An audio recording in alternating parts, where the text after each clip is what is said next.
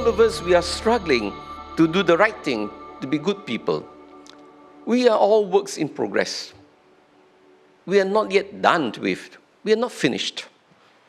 And therefore, we have lots to grow in our own life. We have lots of struggles. We need to grow in maturity, in emotional stability, in relationship, in selflessness, in generosity, in kindness. So we have to purify ourselves. And God is merciful. God allowed us to make mistakes. God allowed us to fail.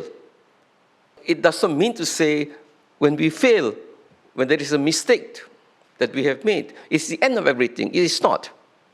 It is just part and parcel of the process of growth in life. We need to be patient with ourselves because God is more patient with us than, unfortunately, we with ourselves. Of course, judgment is inevitable at the end. There will be a final judgment. We will come to a state when we will have to be judged. So we need to be prepared for the judgment. But until then, we are still molding ourselves. This long process of being molded, being changed, being renewed. There is always this temptation to remove the bad from us and only the good people will stay. Our tendency is those who are not good, we just put them aside.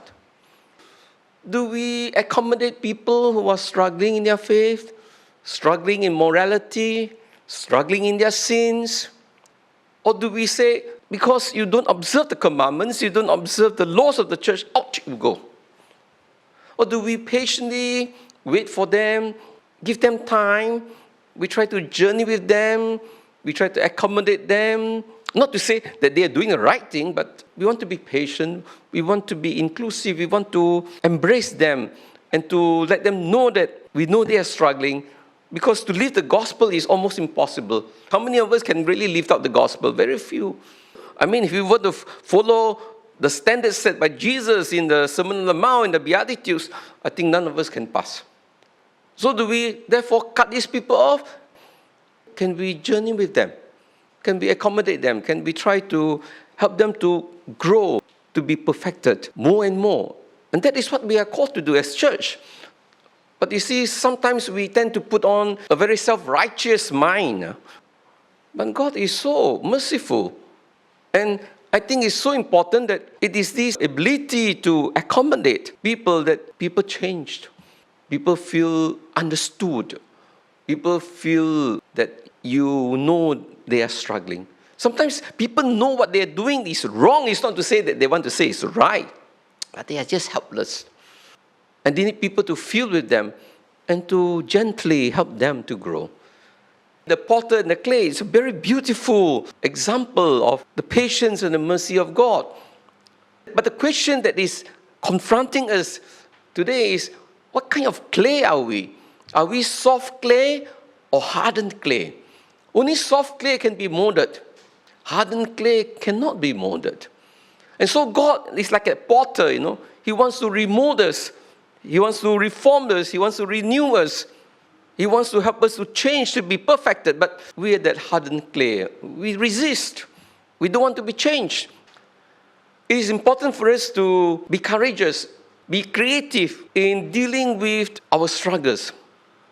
Many of us, we tend to be very fixated, one mindset. And many of us, unfortunately, we are so conditioned by our past, especially those negative, bad experiences. And we continue to keep them in our hearts. We want to look at life based from what we experienced 30, 40, 50 years ago when we were a little child. Maybe we were abused or maybe we were abandoned. We begin to look at people with their wounded eyes. And that is why we tend to be very negative towards people, negative towards life, because we are reading from the old mindset. The old, whatever experiences we have, good or bad, doesn't mean to say, therefore, that they are redundant.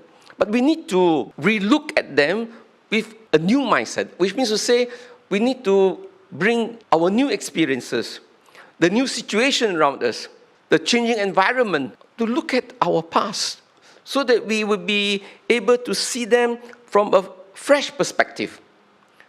I think if we don't change in life, it's because we keep on seeing the same thing from the old perspective. And so our knowledge have grown, our studies have grown, our experiences have grown. But again, we're reading new experiences based from the past. We should be doing the other way, using new experiences to relook at the old. That's the reason why, sometimes when you got a radical experience, for example, a conversion experience, an encounter we got, then people say, I'm liberated. Why?